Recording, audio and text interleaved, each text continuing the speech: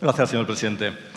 Decía en mi primera intervención que lo fascinante del debate presupuestario es que permite ver prácticamente toda la política económica de un gobierno, poner cifras a esas políticas y que, aunque parezca frío, aritmético, detrás de esas cifras hay personas. Y efectivamente, en el título tercero que ahora debatimos sobre gastos de personal, lo que podemos ver es la política del Gobierno respecto a un amplio colectivo de 3 millones de personas y sus familias, que son los empleados públicos.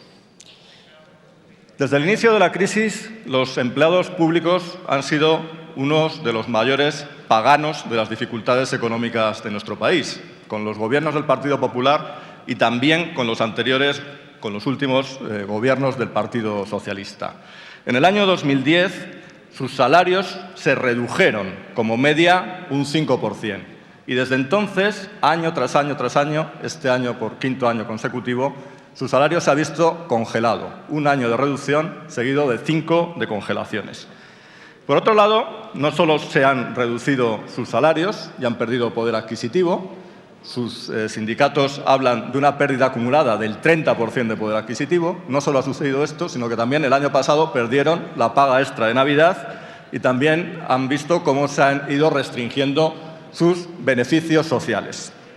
Podemos pensar, bien, es que son un colectivo que en la época de la burbuja inmobiliaria vieron subir sus remuneraciones de tal manera que tenían que ajustarse a la crisis. Pero da la casualidad de que no es así. En los años de la burbuja inmobiliaria, los salarios de los funcionarios subieron lo mismo que la inflación, es decir, que no subieron, mantuvieron su poder adquisitivo. Por otro lado, hay que considerar que buena parte de estos empleados públicos son funcionarios que han pasado unas difíciles oposiciones, personas muy cualificadas que han pasado unas difíciles oposiciones para estar en su puesto. Esto lo recuerdo porque al hilo de los recortes ha habido una especie de demonización de los funcionarios, como si fuesen una especie de vagos que no trabajan lo suficiente, como si fuesen una especie de privilegiados porque tienen un empleo seguro. Pero hay que recordar que no es así. Estamos hablando de médicos, estamos hablando de bomberos, estamos hablando de profesores de universidad. Y hay que recordar que no es así, sí, estamos hablando de ese tipo de personas. Y hay que recordar que a menudo su trabajo fijo tiene que ver con la necesidad de garantizar la independencia en las funciones públicas que desempeñan. Por tanto, no es un capricho. Bien, en estos presupuestos la única concesión a este amplio grupo es que se les devuelve una cuarta parte de la paga extra que habían perdido y en gran medida arrastras por la presión que suponen las sentencias judiciales, los tribunales de justicia. En nuestras enmiendas a este título y en diferentes disposiciones adicionales intentamos corregir esta situación en 3 frentes. En primer lugar, corregir esa pérdida de poder adquisitivo que este año de nuevo sufrirían los funcionarios. Proponemos una subida salarial del 1%, ligeramente por encima de la inflación prevista del 0,5%. Y proponemos también la devolución íntegra de la paga extra que perdieron en el ejercicio pasado. El segundo frente tiene que ver con algo que pocos grupos han señalado, pero que nosotros venimos señalando desde que existimos como partido. Y es que en el caso de los salarios públicos hay un problema con la estructura salarial.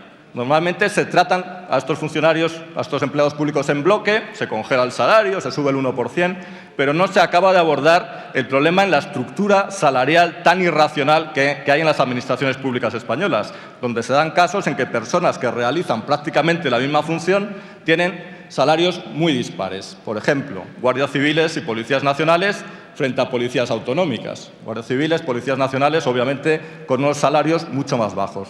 O, por ejemplo, personas con más responsabilidades que tienen salarios inferiores a otros con menos responsabilidades. Puede haber concejales, asesores municipales con sueldos mucho más altos que un ministro de la Administración Central del Estado. Por tanto, hay un problema de estructura salarial. No se trata de subir a todos un 1%, de congelar. Hay un problema de estructura salarial que en la reforma local se intentó abordar, pero como tantos problemas sigue esencialmente sin solucionar. Y el tercer asunto del que se ocupan nuestras enmiendas es de la tasa de reposición. La tasa de reposición es del 0% en términos generales, y en una serie de sectores estratégicos ha sido estos años del 10% y este año se sube al 50%. Bien, tasa de reposición del 0% no quiere decir, como a veces explica el Gobierno, como si se mantuviese el empleo. No, es que todas las personas que abandonan la Administración, todas las personas que se jubilan, ven cómo su plaza se amortiza. Nadie les sustituye. No es el 0%, es el menos 100%. Y el 50% no es que se incremente el 50%, es que disminuye el 50%. De cada 2 plazas que quedan libres, solo una se repone.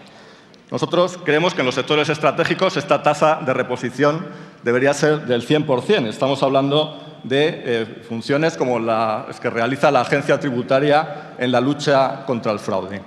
Y por último, hay 2 enmiendas, la 304 y la 275, que señalan dentro de esta política general 2 situaciones específicas que hemos querido señalar.